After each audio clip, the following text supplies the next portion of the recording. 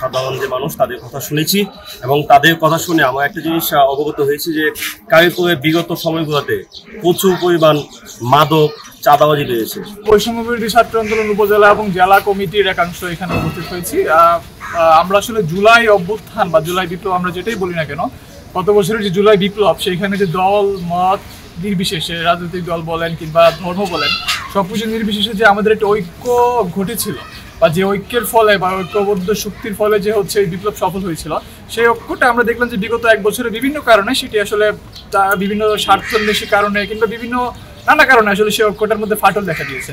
এখন সেই ঐক্যটা যদি আমরা আসলে পুনরুদ্ধার করতে চাই, তাহলে জুলাই বিপ্লবের গত বছরের যে স্পিরিটটা ছিল আমাদের মধ্যে, সেই স্পিরিটটাকে আমরা বারবার জাগ্রত করতে হবে আমাদের মধ্যে। সেই বারবার জাগ্রত করতে চাইলে কি করতে হবে, যে আমাদের মানুষের কাছে যাইতে হবে, যে তাদেরকে বুঝাইতে হবে বা বলতে হবে যে আপনারা জুলাই বিপ্লবের আমাদের মধ্যে স্পিরিটটা ছিল, এটি কোন কোন কারণে আসলে ফাটল ধরেছে এবং কেন ঐক্যটা দরকার।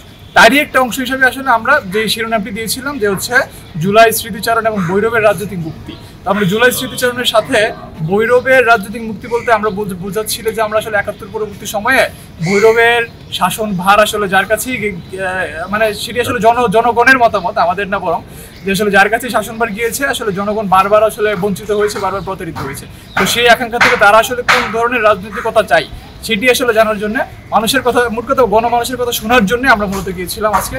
তো আমরা আজকে কভার করেছি 12 নং ওয়ার্ড। আমরা পর্যায়ক্রমে প্রতিটি ওয়ার্ড, প্রতিটি ইউনিয়ন আমরা কভার করব এবং আমাদের জন্য দোয়া করবেন যেন হচ্ছে আসলে কোন রাজনৈতিক প্রেক্ষাপটে কে যাবে সেটি পরের বিষয়, কিন্তু মানুষের যে রাজনৈতিক আকাঙ্ক্ষা তার ভিতরে যে কথা সেটি যেন আমরা আপাতত শুনতে পারি। ধন্যবাদ সবাই। জি, আপনি প্রতিবেদন একটু বলেন।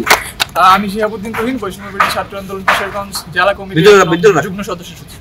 ইলেকট্রা এয়ার কন্ডিশনার কম বিদ্যুৎ খরচে দেবে অধিক শীতলতা আর সেভিংসও হয়ে যাবে। তাই আসলে যেহেতু জুলাই মাস হলো আমাদের অনুপ্রেরণার মাস, যে মাসের মাধ্যমে আসলে আমাদের অনেকেরই আত্মপরিচয়, আমরা আমাদের যে কাঙ্ক্ষিত লক্ষ্যের জন্য বা আমাদের যে মনের যে আশা নিয়ে আমরা যে আন্দোলন করছিলাম, আমরা মনে হচ্ছিল যে আমাদের এই আশা বা আকাঙ্ক্ষা অনেকাংশে এখন পর্যন্ত পূরণ হয় নাই। এর ধারাবাহিকতা জুলাই মাসটাকে পুনরুদ্ধারিত করার জন্য, জুলাই মাসের যে স্পিডটাকে কাজে লাগানোর জন্য আমরা আসলে বিভিন্ন পাড়া মহল্লায় বিভিন্ন জায়গায় আমরা আমাদের ইনশাল্লাহ আমাদের যে বার্তাটা বা আমাদের আশাটা আকাঙ্ক্ষাটা এবং মানুষের যে দুর্দশা, মানুষের যে অনিয়ম হচ্ছে, মানুষের যে কষ্ট, এই কষ্ট কথাগুলি শোনার জন্য আমরা আসলে এখন কন্টিনিউয়াসলি বিভিন্ন জায়গায় আমাদের পৌরসভার বিভিন্ন ওয়ার্ডে, আমাদের ইউনিয়নের বিভিন্ন ওয়ার্ডে আমরা আমাদের প্রতিনিধি সহ এলাকাবাসী থেকে সাথে নিয়ে ইনশাল্লাহ আমরা পৌঁছে যাব এবং মানুষের যে আকাঙ্ক্ষার কথাগুলি শুনবো, মানুষ কি চায় এই কথাগুলি আমরা শুনতে যাচ্ছি এবং আমরা কি চাই এই কথাগুলি তাদের কাছে পৌঁছে দেওয়ার জন্য আমরা আমাদের এই কার্যক্রম ইনশাল্লাহ আমরা মানে 15 এই জুলাই মাসে আমাদের কার্যক্রমগুলি চলবে। ধন্যবাদ সবাইকে।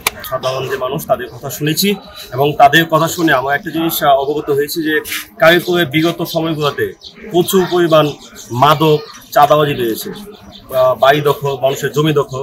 স্পষ্ট বার্তা বৈষম্য বিরোধী ছাত্র আন্দোলনের সাধারণ শিক্ষার্থীদের পক্ষ থেকে স্পষ্ট বার্তা হচ্ছে যে আজকের পরবর্তী সময় যদি আমরা শুনি এরকম যে নতুন করে কারো বাড়িতে চাঁদাবাজি করার চেষ্টা করা হচ্ছে, নতুন করে ছিনতাই, নতুন করে মাদকের কোনো আবির্ভাব ঘটেছে, স্পষ্ট বার্তা আমাদের সাধারণ শিক্ষার্থী এবং সাধারণ মানুষকে নিয়ে আমরা পুরোদমে প্রতিহত করবো ইনশাল্লাহ। যারা এইসবের সাথে যুক্ত তাদেরকে স্পষ্ট করে বলতে চাই, পরবর্তীতে যদি আপনারা আবারও এই আগের যে ফেসিজম বা আগে যে চাঁদাবাজি দুর্নীতিগুলো যদি আপনারা পুনরাবৃত্তি করতে চান, স্পষ্ট বার্তা আমাদের সাধারণ শিক্ষার্থীদের পক্ষ থেকে সবসময় মানে শক্তভাবে সাধারণ মানুষকে নিয়ে আমরা সবগুলো প্রতিহত করবো।